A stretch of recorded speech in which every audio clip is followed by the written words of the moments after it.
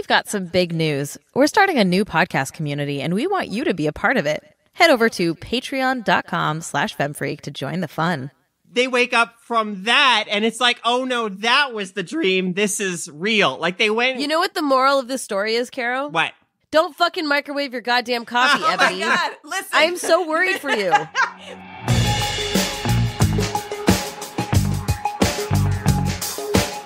Welcome to Feminist Frequency Radio. This is episode 70.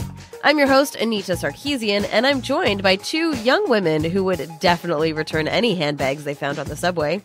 Carolyn Pettit. Hello. And Ebony Adams. I wouldn't return that bag. I loved that bag. This is the show that asks you to be critical of the media you love. Or alternatively, we're the feminist killjoys coming for your media, depending on your perspective. Today, we're going to be talking about Greta, the latest film from Neil Jordan. After that, we'll finish the show by each sharing a little something in What's Your Freak Out? Let's get to it. All right, so this episode is brought to you by Throat Coat, again. Ha! Because I'm fucking sick. Gamers, man. Gamers. Am I right? Yeah, man, I don't know what happened. I, used to pride myself on never getting sick, and this is, twice this year already. I suspect it's because you were never completely better from the last time. Your immune system was still suppressed. You know, you got to go away to an, uninhabited island and, just completely reset. And then actually don't come back, because then you'll just be screwed when you come back. I know, right? You, release the stress, and then you just stress again. So why don't I just stay on the island? This will be maybe it'll be like the island. Do you remember Arrow and he got all buff and was able to do salmon pull-ups and shit? I do not remember any of that. I don't know what those words mean. Someone listening will understand what I'm talking about, because those salmon push-ups are fucking cool. No, pull-ups. It's the one where it's the bar and you jump and move the bar up as you're doing the pull-up. It's bananas. I just didn't know you watched Arrow. Me either. That's the part that I'm tripping on. I watched the first season. We all have our weaknesses. Our secrets. I don't actually like it. I just... Keep watching it? No, I didn't keep watching. Anyway, can we get on with this fucking show? Carolyn, save us. Okay. All right. I actually have a story. One of my stories today will be about the DC universe, but I'll save that one for a bit. So first of all, at GDC last week, the Game Developers Conference, which happens every year here in San Francisco, California, Google held an event sort of unveiling their upcoming Stadia streaming gaming system. Right, which means that you will play games on it basically over the internet. PlayStation already has a system like this called PlayStation Now, where you can play on your PS4. You can play PS3 games. I haven't looked at the library recently, but basically Google wants to do this bigger and better than anyone has ever done it before. There was a thread by a game developer named Matthew Yeager, who goes on Twitter by Amazing Thew. He really, I think, got to the heart of why of what is kind of so scary about, the industry's likely massive shift in the direction of kind of streaming boxes as opposed to consoles that we're looking at in the coming years. He illuminated that by comparing these streaming services to Spotify. So his tweets said things like, and again, remember, he's referring to Spotify here, but he's really talking about streaming of video games, right? He says, Spotify is a dream business model for capitalists, an entire category of creative work built by labor they didn't pay for, while entire countries pay them every month for access to a library that costs almost nothing to maintain. It is infinite money, and every investor sees it. He goes on to say, we don't know the details yet. They will suck. It won't matter. Expect latency ruining entire genres. Expect LGBT content getting algorithmically vanished. Expect payment structures making short narrative games untenable. It won't matter. Nothing will stop them doing this. I super don't want to be the streampocalypse guy, but I honestly don't know what we're supposed to do. Spotify literally ate an industry, and no one has any idea how to fight it. Games don't even have live performances to fall back on. I sure hope I'm wrong. That's really accurate. Yeah, it's chilling. And remember, this is happening against the backdrop of a GDC where, each year we see more mobilization, more conversation around the idea of unionizing in the games industry. I think that there's also another announcement happening today that's going to be a major, huge announcement for games that by the time this podcast comes out, because we're recording on Monday, should be public information, which might be in this same orbit of like what is happening to games. Well, so that's definitely scary. In better news, another thing at GDC, right? Every year at GDC, there's one night where there's the combined IGF Awards, the Independent Games Festival Awards, and then the Game Developers Choice Awards or whatever they're called. And the GDC Awards were hosted by industry favorite Tim Schafer, who was very funny. He did a fine job. But the IGF Awards were hosted by Meg Jayanth, who is a very well-respected writer in the games industry. Right, she wrote 80 Days. She wrote Sunless Skies, which is a beautifully written game. And she's a woman. She's a brown woman, right? She's of Indian descent. She was absolutely like unwavering during those awards in terms of kind of pushing back against white supremacy, really saying that the games industry still absolutely has to commit itself fully to rejecting the underlying sentiments of Gamergate. She definitely made the connection between the tragic shootings in New Zealand and the fact that the killer said subscribe to PewDiePie before going on his rampage, and she has gotten so much harassment and crap and had so many YouTube videos by ranting bearded white men made about her in the days since. But certainly I'm very grateful to her for getting up there and being so uncompromising and unwavering in giving voice to those very important issues in gaming culture. And quickly, y'all are talking about Finding Neverland on an upcoming episode. Oh, I think I know what this story is going to be. So, this was really shocking and disappointing and it made me very uncomfortable to see this. But Barbara Streisand said in an interview with The Times, she had some very strange comments about the whole, about the situations, the events depicted, or the recounted, I should say, in the Finding Neverland documentary. She says, which is about Michael Jackson's yes, Michael Jackson's abuse of these the two men specifically who are featured in the documentary.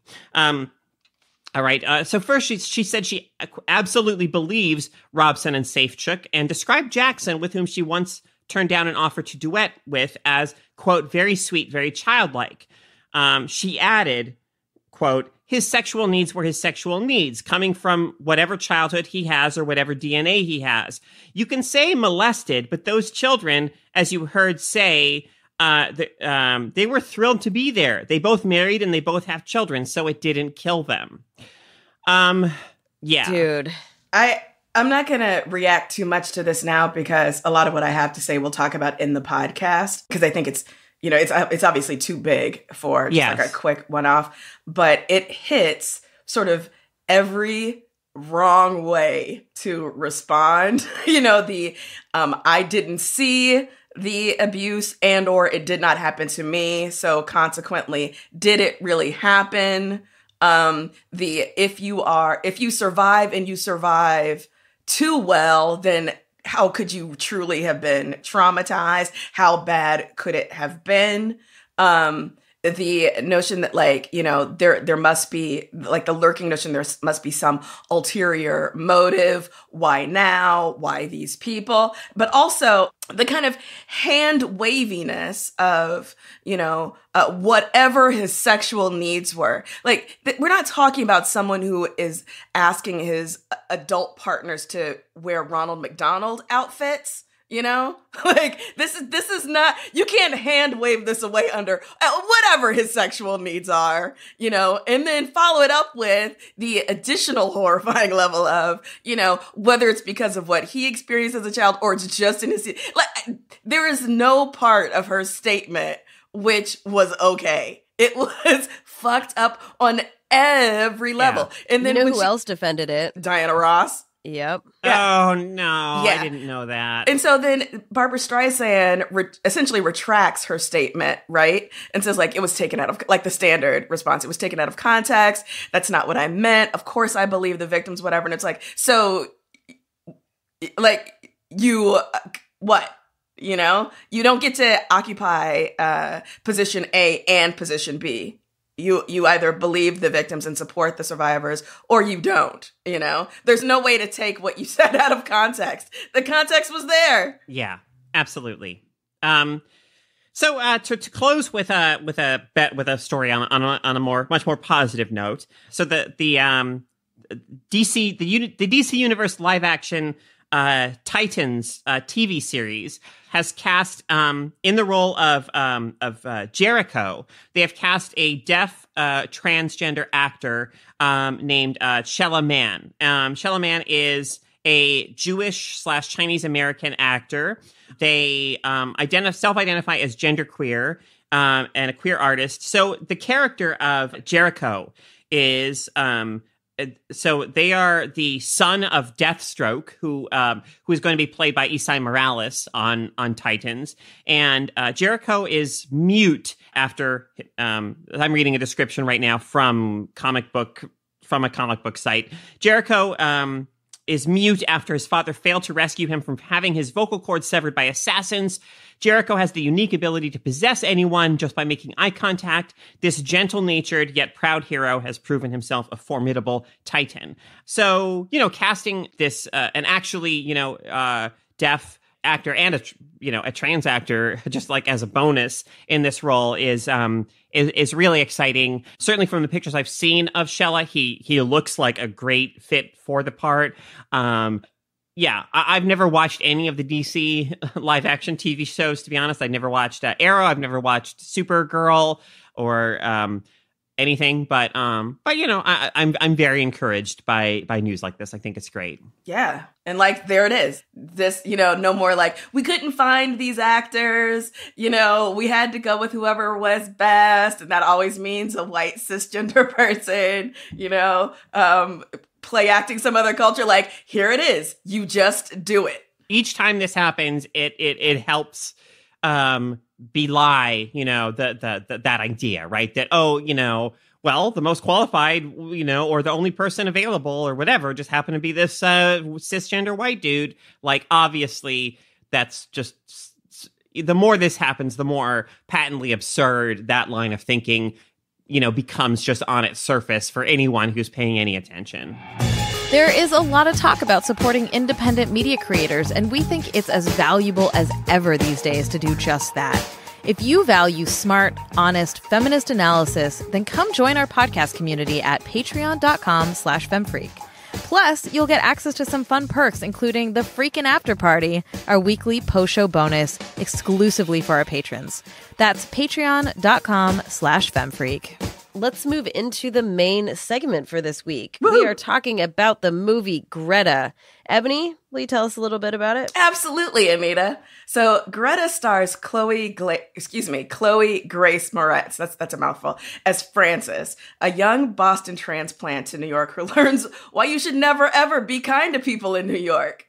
After finding and returning a lost handbag to a lonely French widow played by the stunningly off-kilter Isabelle Huppert, Frances becomes the target for Greta's increasingly unhinged efforts to keep Frances near her at all times.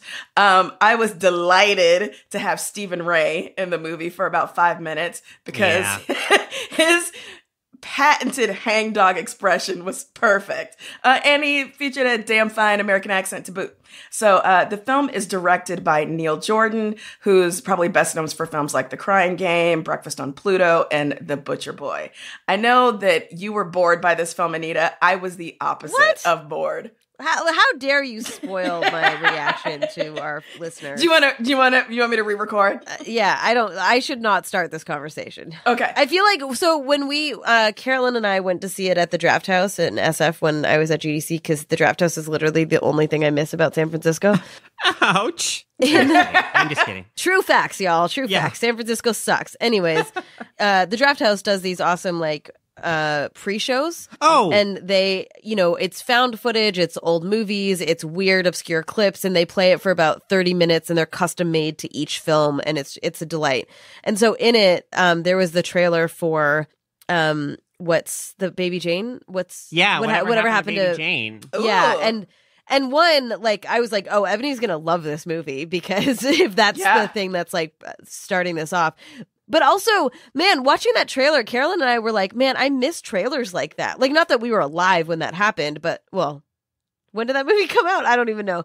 Anyways. Yeah, you were definitely not alive when whatever happened. Unless, and if you were, we need to talk about that right now. Yeah, no, yeah, correct. Whatever, y'all, I'm sick. I don't understand time. Anyways, but, like, there was something so, like, they're just... The style of that trailer, like, go watch it again. And I would love to see trailers. I'd like to see a resurgence of trailers like that. What I think we should do an episode that's all about trailer trash. Let's do it. The other trailer that was prominently featured during... No, you can't. This special bonus content, Caro. What? Why? You just talked about... Well, I wasn't talking about... Was it in the pre-show or was it one of the trailers? No, in the pre-show. Okay, fine, The other trailer acceptable. that was prominently featured in the pre-show, Ebony, was Single White Female. Shut up! Oh, that's right! Yeah, which I've never seen, but the trailer, is very effective. I wish I could have been there with y'all. I did not have a pre-show. Can we watch Single White Female as one of our episodes? Please. Let's add it to the calendar right now. Okay. I'm doing it. Am I re-recording this intro or are we just moving on? No, this is perfect. Okay. This is what our viewers demand. Okay, what did you all think of the actual movie? I really enjoyed it at the same time that I agree with critics who are like, this is not Neil Jordan's best film, nor is it going to be one that will be considered like an important part of his, decades from now.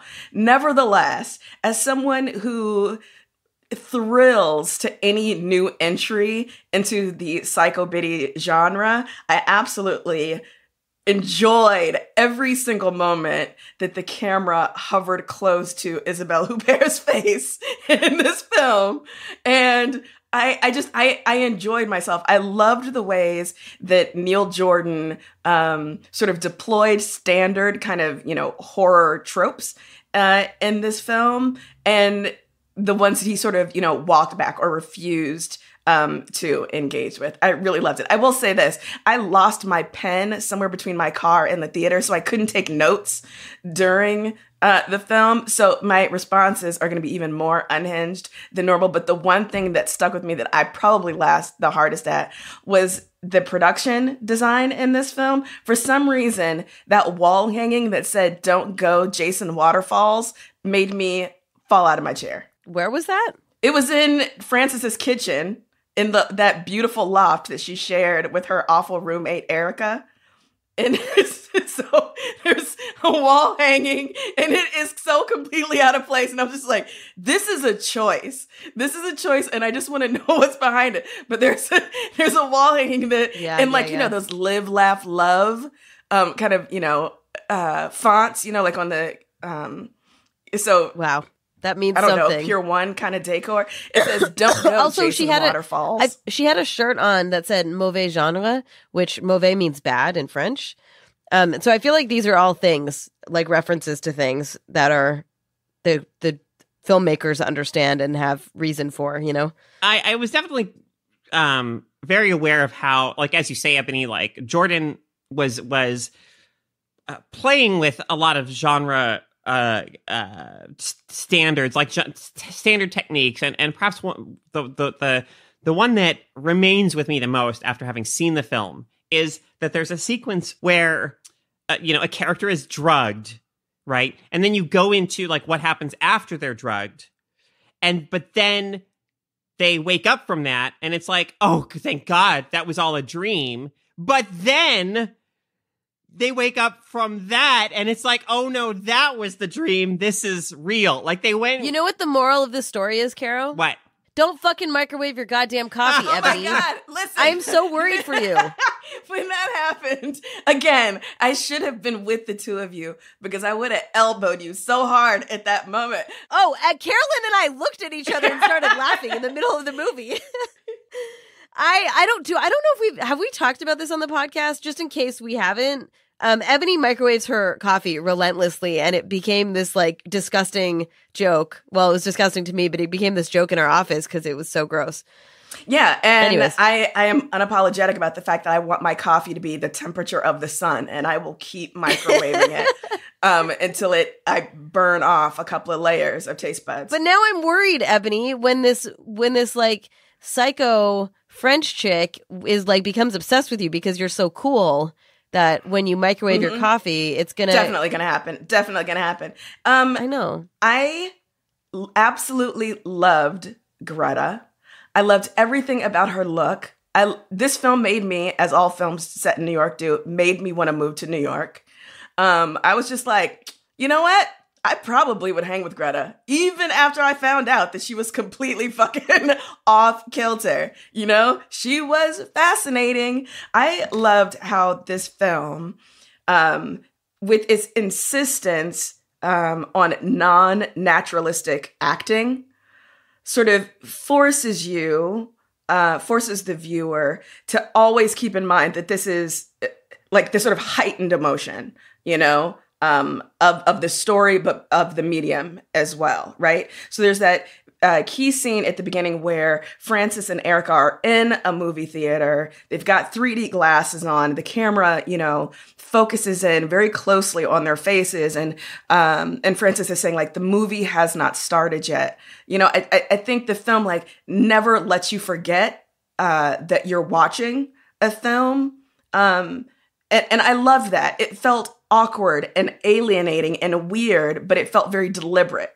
to me. And so, yeah, I felt like it was a very deliberate film. And I appreciated that. I also appreciated the way that, okay, so in the last Avengers movie, Infinity War, there's, you know, this sort of crucial conversation about whether Thanos really loves Gamora. And people have pointed out that, you know, like he believes that he does, but it's this very abusive, self-centered form of love, right? That's not really love at all. But the film, you know, you can read the film as believing that he actually does love Gamora. In this film, there's a way in which we can both empathize with Greta's profound loneliness. Like you feel her isolation in the midst of this vibrant, bustling city, and yet we can never forgive her for the way that she addresses it, because for one thing, her loneliness in a way is false. She's not looking to actually engage with someone to have an open and honest exchange. She wants someone near her that she can pour into. There's nothing two-way about the relationship that she wants. Yeah, I actually wanted to talk about the notion of loneliness in this film because Greta uses that as a kind of excuse, right? Or she often says like I'm so lonely, but we learn, of course, that she treated her own daughter this way, right? And so I don't really believe that Greta's pathology, her behavior, comes from loneliness. And, you know, in a way, I mean, I liked this movie again. I found it extremely cathartic and, to watch. But loneliness is one of the great ills affecting humankind right now, where there's like this epidemic of loneliness. You know, a lot of I think more people feel isolated and detached now than ever. And, you know, I want films that deal with that in a compassionate way, and that like acknowledge it and that explore it. But, you know, I mean, and because I don't feel like her loneliness, I don't feel like her behavior comes out of loneliness. I don't really feel like this film is sort of demonizing loneliness, but you know, it did make me. I did come out of the film thinking, okay, but where are films that really look sympathetically and thoughtfully at people who are genuinely suffering from like from loneliness. Because I do think we need, I feel like that is something, again, that's just so relevant to the world that we live in right now, and that that films should be kind of dealing with maybe more directly than they are. Yeah, especially, you know, as I said, that all of this is happening against the backdrop of one of the most populous, you know, kind of vibrant, bustling cities in the world, right? The very real way in which people can be in a place, but not of a place, not woven into a place. So we have Greta's, you know, amazing house that's set back from the street. It doesn't, you know, abut the sidewalk or the street directly. You have to walk into it, you know, in the way that you have to walk into her world. And the way that, you know, she is, you know, the way she is dressed and adorned, you know, the way she is sort of constantly covered with, you know, her trench coat and her hat. And then later in the film, her gloves, you know, this is a woman, you know, is in the world, but not of that world. The film is very effective at creating that feeling of, that tension between the claustrophobia of Greta's home, which becomes increasingly smaller and smaller, in a sense, for our you know, our main character, as she is eventually put in the box, which is an extremely enclosed space. But I mean, how the anguish that must come from knowing that you're so close to freedom and life, you know, life in all of its sort of splendor there in New York City, but being entirely cut off from it, despite it being literally right there. Wow, I did not like this movie nearly as much as you all did. Okay, I first of all, I made a note that say subway doors don't stay open that long, just in case anyone is confused about how the subways in New York work. That's the part of that's where the film broke down for you, is infrastructure. Got it. So I think I'm going to say something incredibly wrong and uneducated right now to help make my point. I don't like horror movies. I don't watch a lot of them. I'm not educated enough to speak on them. I feel like horror might be a genre that might maybe often focus on the feelings that it elicits over the substance of the film. I don't know if that's true, and I think that might be changing, et cetera, but I feel like that is relevant to this movie. Like, I felt like I really liked Greta and Isabelle Huppert's like performance was amazing, but I didn't really like anything else. And I think part of it was, I think it is a well-made film, right? Like, there's no doubt about that. Like, it's not like it's horrible and like visually messy and all this stuff. But I felt like the caricatures of everybody was too sincere in being caricatures. Like, I don't feel like the movie found its footing in having these sort of over-the-top exaggerations, but trying to do it really subtly and trying to do it seriously. And I think that there's a very fine line between that. And so I just watched Point Break again this weekend. And I bring that up because if you've watched Point Break, I think that movie is able to do like ridiculous, campy, absurd while still being kind of serious and sincere in this way that like is hard to nail down. And I think Greta was trying to do that, and to me it failed. Frances was this like overly bubbly, naive young woman that I did not buy. Her roommate was this annoyingly obnoxious rich chick that was a Blake Lively ripoff, and I couldn't stop seeing her being like, I was like, oh my God, this is Blake Lively's stand-in the whole movie. That's all I could think. And so I had a hard time with that. And I had a hard time like plugging into it because I felt like it was just trying to like make me feel these things that I don't feel like it earned. Mm-hmm. I think, one of the things that I appreciate about some forms of the horror genre, particularly our modern versions of it, so whether that's, film or TV or, literature or whatever, is that they are modern forms of, morality plays and fairy tales and folk tales, right? And so they kind of deploy those same tropes, and they kind of use the shared shorthand. So there's a way in which this film is absolutely the same as the kind of folktale that used to be about like the trio of the maiden, the crone, and the mother, right?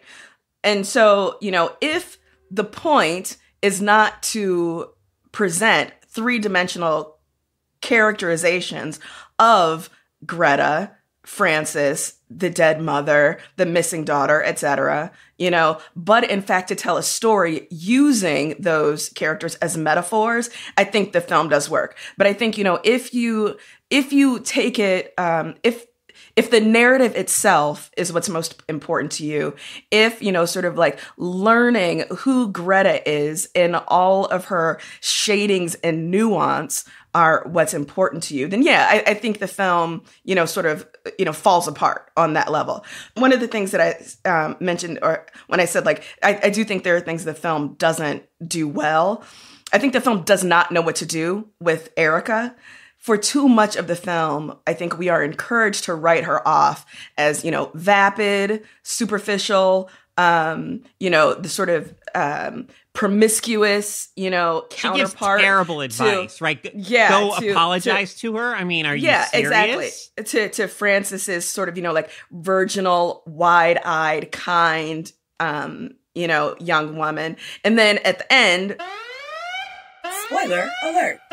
Spoiler alert. Rosebud is the sled. It turns out, Erica comes through and saves. It comes too little, too late for that character. I think, we spent too long writing her off in comparison to Frances for her to step in the way that she does in the end, and for us to then revise what we learned about her character to that point. Yeah, but I mean, that worked for me because I think... like, it wouldn't have felt like a twist or a surprise, the reveal, if we saw Erica as somebody who was really invested and thoughtful and committed. And I don't know, like, for me, I totally see what you're saying. But at the same time, like, given the incredibly twisted female relationship that dominates this film, having at the end a female connection that is true and real and strong. I'm glad that the film at least like really validated female friendship and connection in some way in the film, rather than just leaving us with the Greta. I keep forgetting the main character's name, Frances, the Greta Frances like dynamic as sort of the one that, is the taste left in our mouths at the very end of the film. You know what I mean? Mm-hmm. Yeah, definitely. And I do also love how this film is almost all women. So yes, we do have Frances's father, who, we see occasional shots of, very rarely shots, like of him having conversations in the flesh with someone, like straight on. It's usually kind of, angled shots of him from above or below or whatever. And then we have Stephen Ray and his great face for about 5 minutes, if that. But for the most part, almost all the people we see in this film are women. And I love that. I absolutely love this kind of like all female space, even when we were talking about just like people in the background. So when Greta first comes to see Frances at the restaurant where she works, and the maitre d' is, kind of telling Frances, like, you got to get her out of here or whatever. There's a woman in the background. I think she's the bartender, and her expressions are so great. So great. Like, it just every piece of this was planned. And so having that all female world in the genre was fantastic. I also think the way that this film tightens the knot on you, the viewer, as it goes is is at times really fascinating.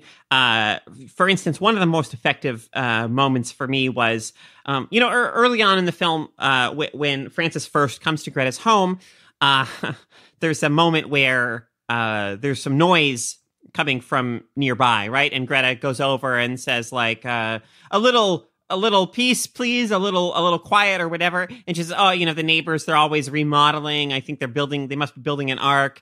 And then, of course, much later in the film, we're cued to flash back to that moment and realize, like, if we didn't already, that, oh my God, of course it wasn't neighbors doing some construction. It was Samantha, the previous victim of Greta's game, of Greta's trap, who was herself trapped in the box, desperately trying to alert Frances and get help, which Frances, being, of course, completely clueless, failed to provide. And how many times has that loop played itself out before, right? And so it's just this, I had such this horrifying sinking feeling in the pit of my stomach at that moment of, oh my God, like, what a nightmare.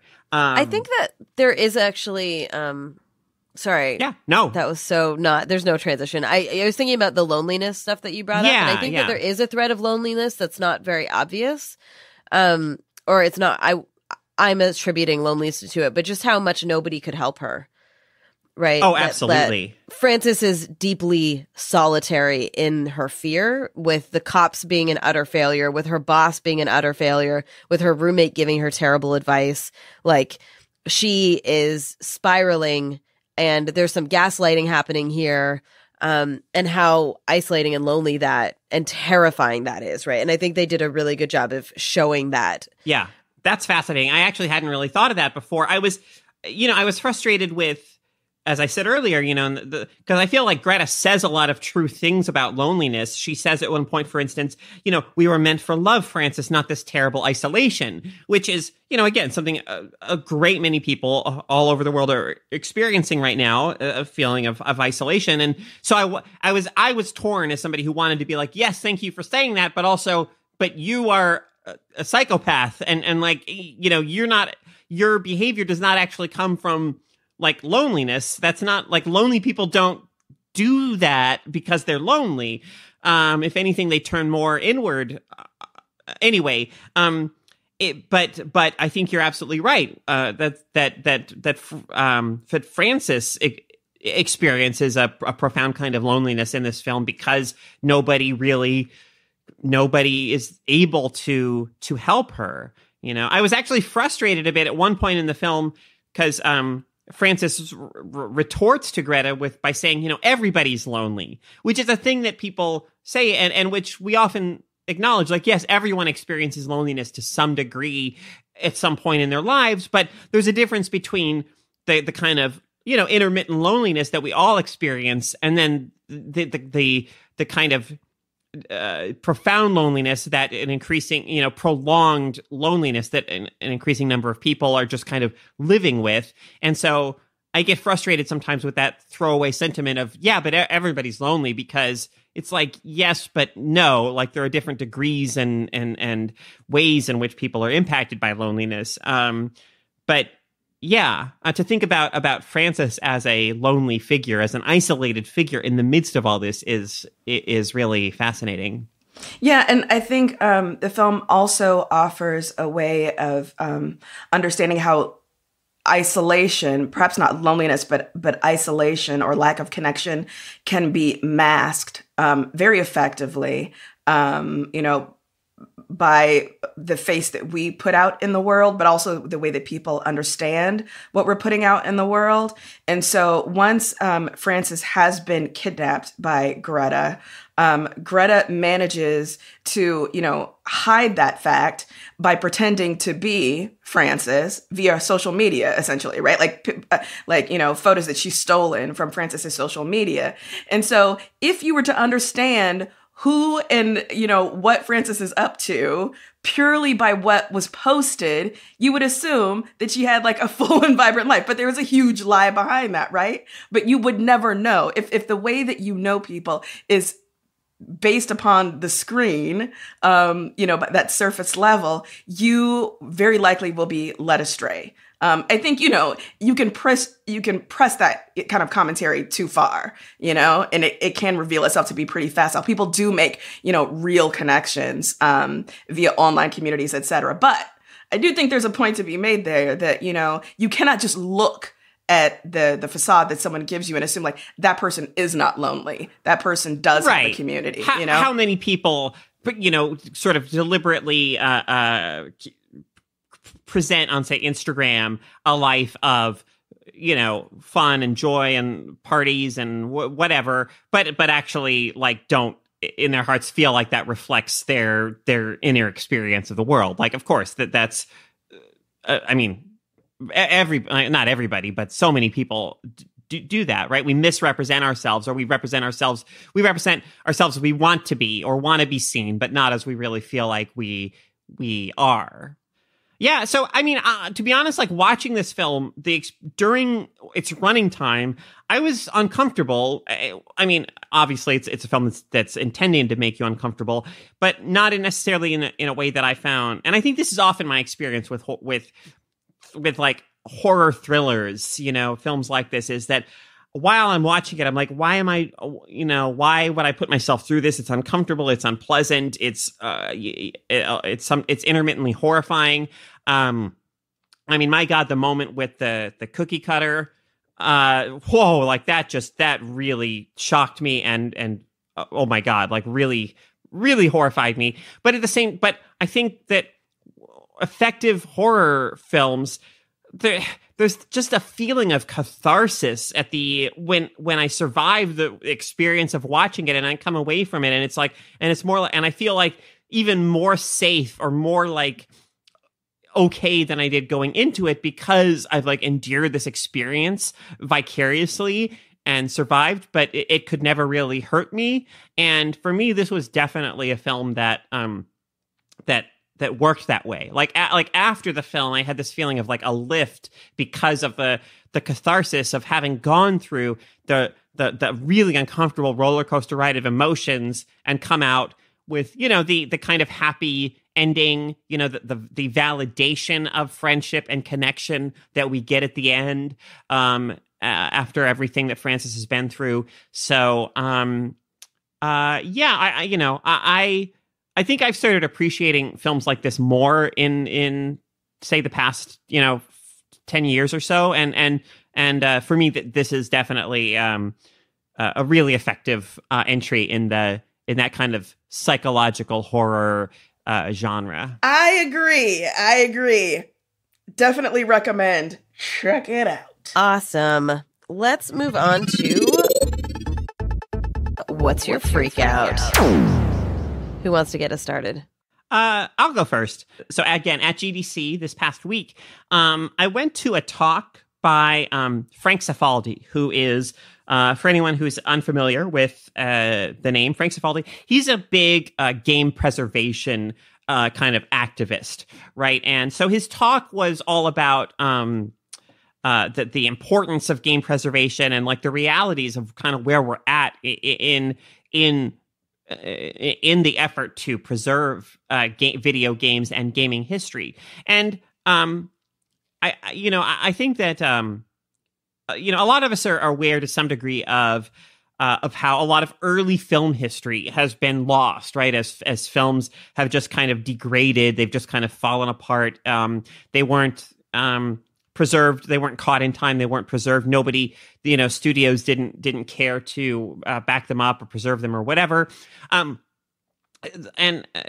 may not think about preservation as an important issue when it comes to video games. But the reality is that even though video games as a medium are considerably younger even than cinema, which is itself a very young medium in the grand scheme of things, like a lot of early video games and game history has been lost. A lot of source code has already been lost. Sometimes for early games, all we may have like a few advertisements or screenshots, but no actual running hardware of those games. And Frank talked a lot about how thank goodness for like video game piracy really on the internet for starting in say the mid or late 90s, where all these people just started cataloging and collecting the ROMs of old arcade and console games that like the studios, the people who had created them or published them, were not going to do anything with them because they weren't making any money off of them. They didn't care about preservation efforts. And like if collectors and pirates hadn't gone through the effort of cataloging these things, a lot more games would have been lost. So Frank is part of the team at Digital Eclipse, which sort of turns game preservation into a commercial activity. They've put out things like the SNK 40th Anniversary Collection, which is a really great historical collection of a lot of SNK's early arcade games through the 80s and maybe the early 90s. But he also has a video game history museum, charitable organization that he runs, and they are working very diligently to do everything they can to preserve video game history. And I'm just so deeply invested myself in this. I think that this issue is incredibly important, and I'm really grateful to him for all of his efforts in that area. I tweeted a sort of live play-by-play of the talk. So in the show description, we'll link to like the first tweet of that thread so that you can look at that if you want to. But yeah, and also I just want to add that so Frank's company is called the Video Game History Foundation, and it's a nonprofit, and you can donate to them if you believe in this cause. Also, when we cleaned out and closed the Feminist Frequency office, we actually gave them all of our tropes stuff and a lot of Feminist Frequency history, and they're gonna do something with it one day, which will be really exciting. But we are so honored that they're excited about preserving that, preserving our work in addition to all of this other great stuff that he's doing. Absolutely. Cool. All right, Ebony, what's your freak out? My freak out is the Writing Excuses podcast, which is co-hosted by a friend of the pod, Mary Robinette Kowal. And I'm freaking out specifically about the episode from this latest season, season 14, called Writing the Other Bisexual Characters. It's just, so the podcast, Writing Excuses, just from their website, Writing Excuses is a fast-paced educational podcast for writers by writers. It's weekly, it's like 15 minutes long. They cover things from world building to magic systems, characterization, kind of, infrastructure and logistics. Like it just really runs the gamut. And as someone who is currently kind of stuck and blocked in my fiction writing right now, this podcast has been just an amazing resource. Just listening to other writers talk about the craft of writing. Especially Mary Robinette, I could listen to talk about writing and story and structure. Like, she's brilliant. She absolutely you is. You can get a little dose of that if you listen to our episode about Starship Troopers. Yeah, thank you. Yeah, and they have, so there's sort of the core cast hosts, Brandon Sanderson, Howard Tyler, Dan Wells, I think, and Mary, but they also rotate in other, industry folks. And so the episode that I really want to point people to is one that featured Kay Tempest Bradford and TJ Barry. And like I said, this is the one about writing bisexual characters. And it's just a really, thoughtful and informative discussion about writing the other, if you are not in fact queer yourself, and how to do it well. And they make a point of saying that, it is possible to write the other well, and it is perhaps more instructive to give people, constructive good examples, rather than to constantly be pointing out the ways in which people fail at doing this. But so they bring up all kinds of great things about, making sure that you're writing, three-dimensional characters, nuanced characters, multi-layered characters. They talk about the issue of like bi-erasure, the ways in which bisexuality has been treated or not treated in fiction. And it was just a really, great and yet succinct discussion. about it. So we'll put the link up to that particular episode. But again, it's the Writing Excuses podcast.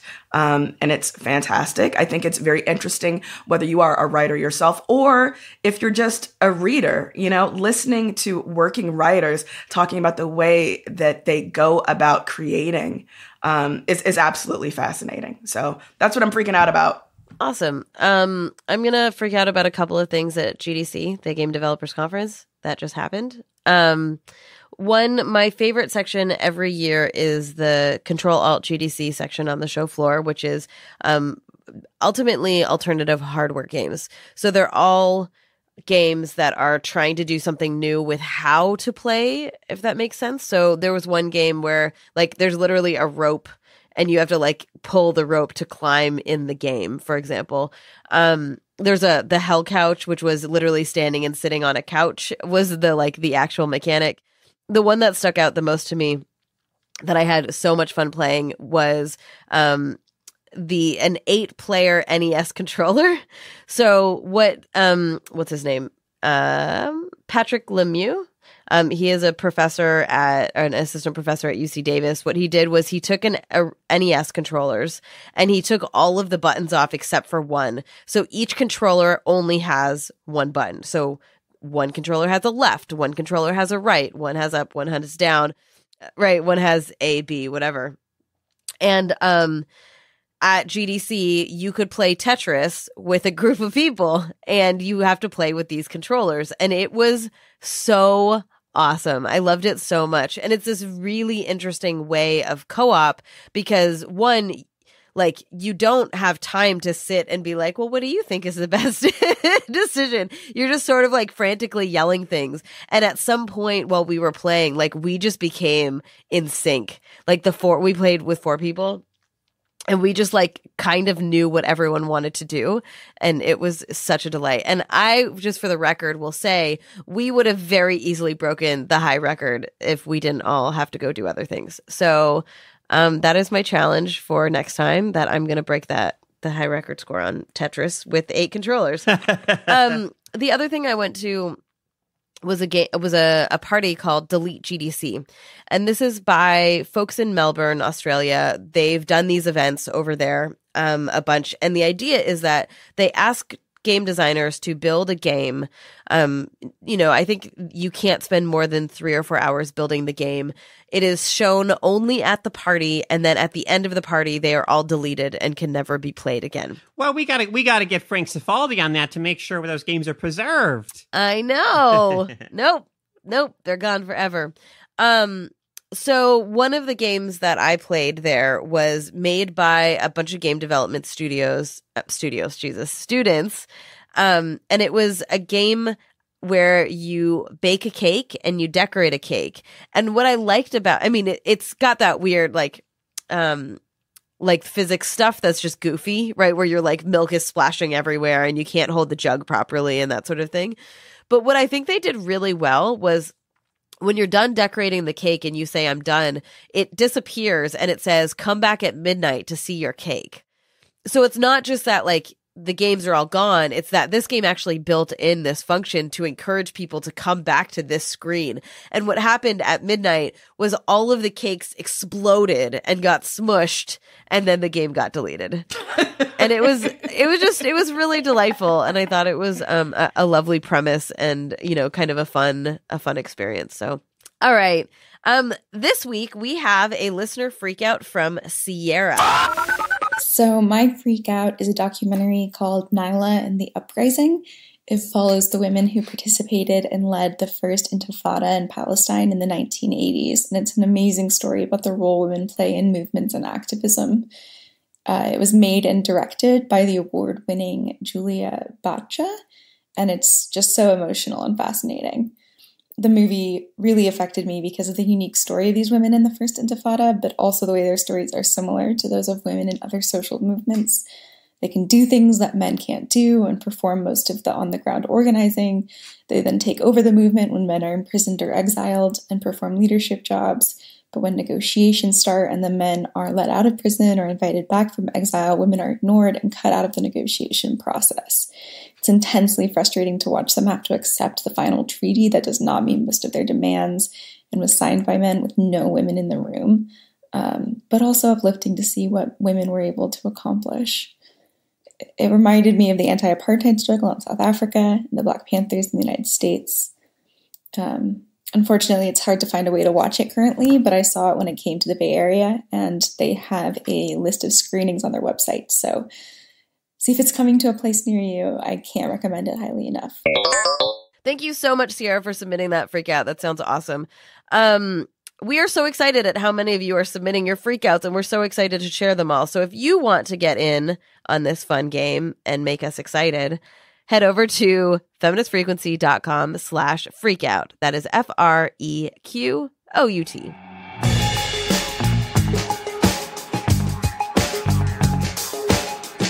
All right, y'all, that is it. You can catch us back here every single Wednesday. Hopefully, future Wednesdays will sound less like this.